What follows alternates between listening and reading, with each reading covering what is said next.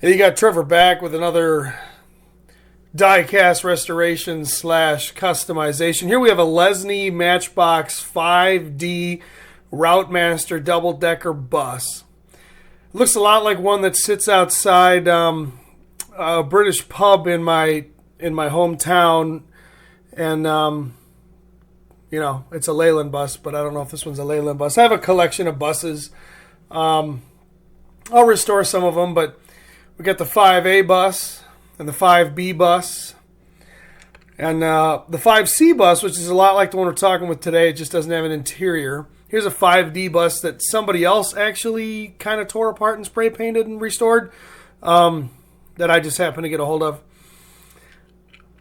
So I love these buses. Here's a reissue of the original from the 1990s. There's a newer one.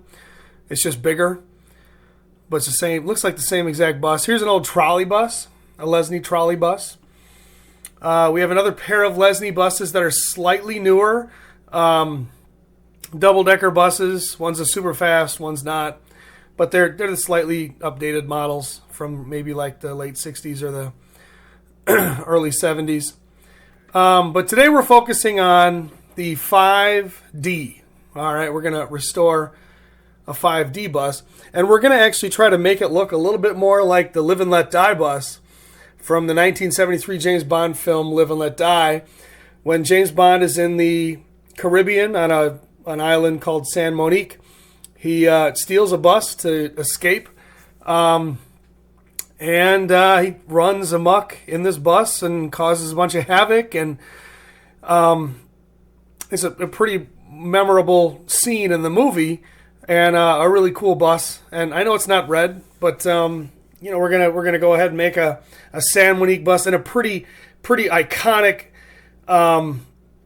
scene. He tears the roof off the bus by going through under a bridge, and the bus ends up looking like this.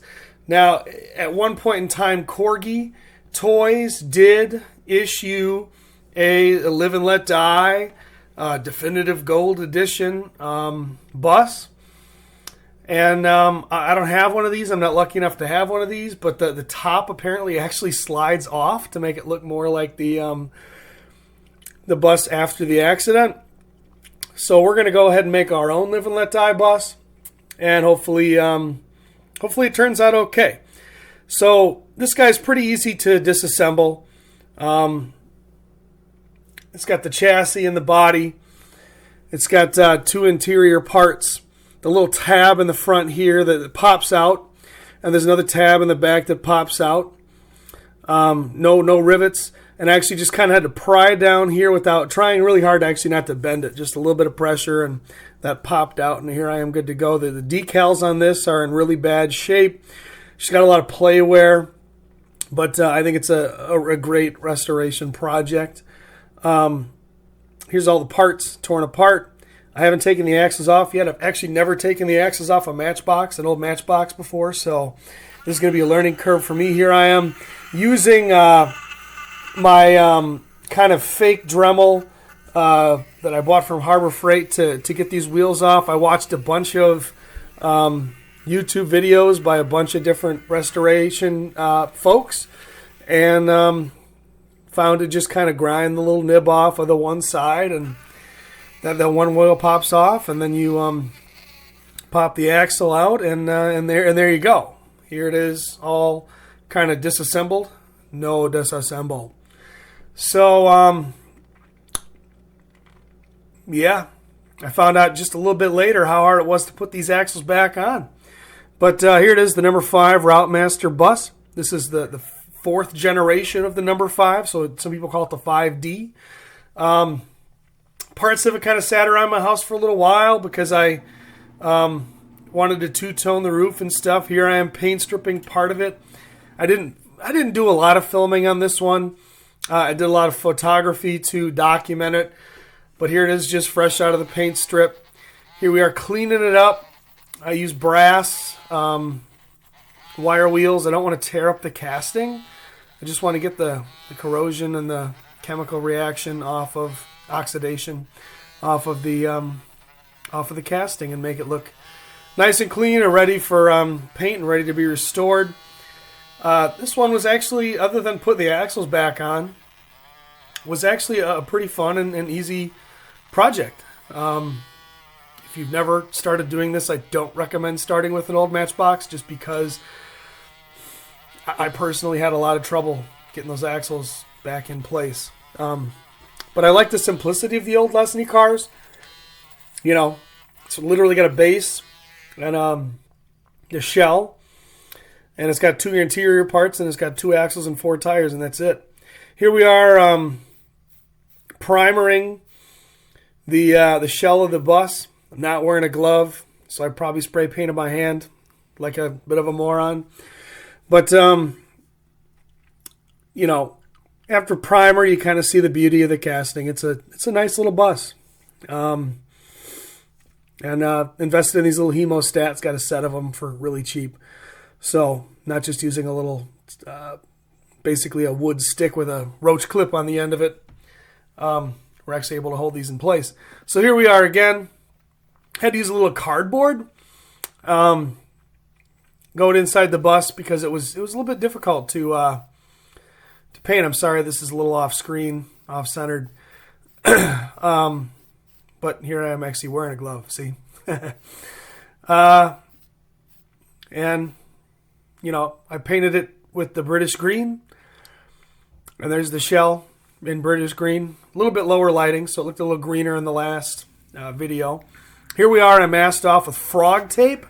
I masked off the shell. I let the paint cure for probably a lot longer than it needed to. And then I painted the top white. But here we are in one of the last phases. I cleaned up the interior plastic. Not going to paint it. Don't know what color the inside of the James Bond bus was. Probably could look it up. Not too worried about it.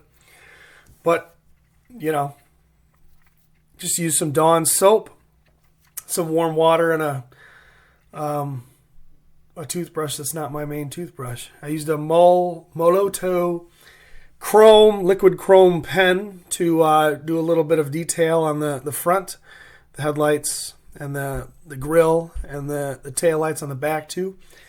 Also painted the grill inserts black. And I did get the wheels back on.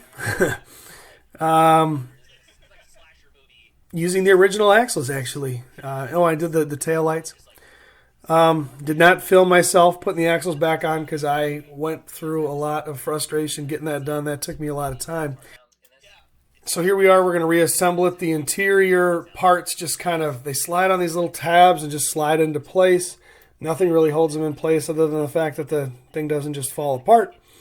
I put the front tab in first, or maybe I put the back tab in first. I put the front tab in first, I guess. And click, and we're good to go. Took it a once over, and I was happy enough with it.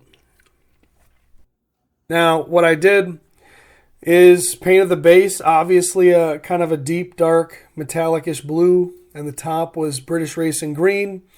And the roof is just kind of a brilliant white. I thought that the blue was going to pop better, but I should have known.